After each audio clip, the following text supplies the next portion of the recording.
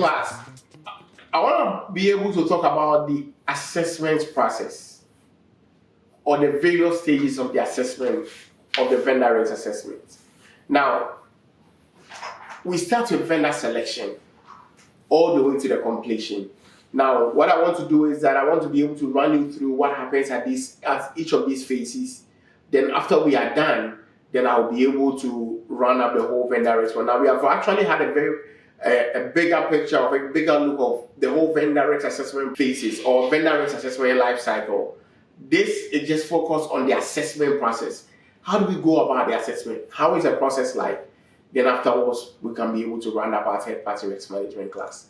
Now, vendor selection. Now, the business owner is the one that selects the preferred vendor based on the organizational needs. So imagine that there is a doctor who is looking for a medical device. The doctor is the business owner who is making that. Now, they'll create a vendor profile, including internal and external points of contact and dates of the contract. The legal team is the one that is also ensuring that the scope of work is well defined and the agreement terms are favorable to the organization. The legal team also makes sure that they are ensuring that there's a BAA in place. And you want to know about BAA, you can watch my video in the risk management framework class. I explain what a BAA is. That's a business service agreement. After vendor selection, after we have selected a vendor, we move to the next, that is the vendor review request. This time around, the business owner sends an email to the third party or goes to the portal where the third party risk management team goes to submit a request. In an organization, we call it the DDR request. Now, you request a review of a new vendor. The third party risk management team or the TPRM team will respond by sending an information gathering document. Or when they go into the portal, they are going to see that, okay, there's an information gathering document in there. They are going to fill it out, submit it. Then the business unit or the business owner will submit that document for the initial review. And that is where the due diligence comes in. And by now, I know you are very familiar with due diligence. Now, what a due diligence does is that it classifies the vendor based on the information or based on the business criticality and the data classes. Now, the data class must be verified by the organization or by the TPRM person who is going to review it. But the business unit needs to put in the right data class. Because if the system is going to process data, what kind of data? Is it a sensitive data, a restricted, a confidential, or a highly restricted data? Now, they need to request compliance audits such as type SOC 3, SOC 2, ISO 27001, PCI DSS, HIPAA, and audit reports. And if none of the compliance audit reports is available, you need to send a security questionnaire to the vendor to complete and submit within a given time period. Then the architectural team will be the one that is reviewing the various architecture or the drawings that is going to be sent by the vendor, if there is any. Now we get into the information gathering phase. At this phase, you realize that the information gathering document is sent to the business owner. Now you, as a TPRM analyst, need to create a folder. Make sure that you are saving every information about the vendor in that folder. I personally use my OneNote, take notes of every vendor in detail so that I can be able to keep up. Because if I'm being asked about a vendor 2 years later, I don't remember what I did on that assessment. But I need to be able to go through my OneNote, just type in the vendor's name and it's going to come up. Some of the challenges that you face, you realize that business owners will send the document to the vendor to complete it, which is not supposed to be. Because in the hierarchy stage, you want to have a conversation with the business unit. And so you want to be able to hear from the business unit, what is this engagement about? What kind of engagement it is? Is it going to process PII?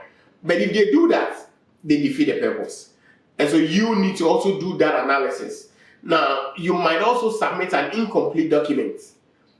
The business owner might submit an incomplete that you realize that the document they submitted, they have not filled out all the information. You need to be able to reach out to them and ask for more information. And they might not give you the information that will help you to properly classify the data or do a better analysis on it. And business owners might not want the TPRM team to also contact the vendor directly. So one of the things that you are doing is that you have to do your research as a TPM analyst. You need to understand what the vendor does. What does the vendor do? What service are they going to provide to us? And to be able to know by yourself that are they going to process PI before you even get into the questionnaires and what they answered. Now, we have public data, internally only data, confidential and restricted. Restricted data are mostly the highest classified. Restricted data and restricted data, mostly those are high risk data. So we need to make sure that if it's a restricted data or highly restricted, the engagement is likely going to be a high or a moderate at least. Confidential data, we can allow it. Internally only data, we can allow it. Public data, obviously, we care less about those kind of data. Now, inherent risk rating. Now, once you receive the document back, or once you are able to receive the questionnaires back, you need to be able to make sure that you are reviewing the document to identify key risk drivers. What are the things that are driving some of these risks? Refer to the risk calculator for your organization, your policy for your organization, then you can know what are some of the things that you need to be able to look out for. Now, there are also challenges that you are going to face. They might not answer the questions rightly. Now, the type of questions to send also depends on how they responded to the hierarchy or the IIR of the engagement. Now, in my organization or the organization that I've worked in my previous experiences, if the system comes out as a low or moderate, we are okay that we can go ahead and close the assessment. But if it comes out as a high or very high or critical, then now we have to be able to have a conversation with the business unit to explain, have a conversation with the vendor or the third party for them to be able to explain to us what are the controls they have in place. And we do this by sending them a questionnaire. Now we leverage the SIG-LITE questionnaire. Now in the SIG-LITE questionnaire, there are so many questions. So you send them what they call the core questionnaire. Then if there was data privacy involved, data protection involved, then now you can add all those questionnaires also to it. And it will trigger those questionnaires where you add them to it and be able to let the third party answer those questions. Now when the questionnaires are received, they'll fill it out and bring it back. When we receive it, we now have to do an assessment of these questionnaires. We need to review their responses, and this is where we are asking them for the SOC 2 report, their ISO certification, their PCI AOC, and any audits that they have gone through so that we can review some of these certifications that they have and how do we go about it. Now, if you have any questions, you see that you identify all the issues, flag them, then you send them in one email, or if you're using a tool, which mostly I prefer, my personal preference have in ServiceNow, you can just flag them in ServiceNow, do a follow-up in ServiceNow, send it over to them, then after ServiceNow will send a questionnaire, then they can respond in ServiceNow where you can see all the track all the responses that they are bringing to you also, which also helps and make the work that they are doing way very, very easier. Now, there are some artifacts that we request for them. What I want to do is I want to be able to go through these artifacts, explain these artifacts to you, and let you know what are some of the things that you look out for when you are reviewing these artifacts that have been sent. And so I'll catch you in the next class where I talk about all these things.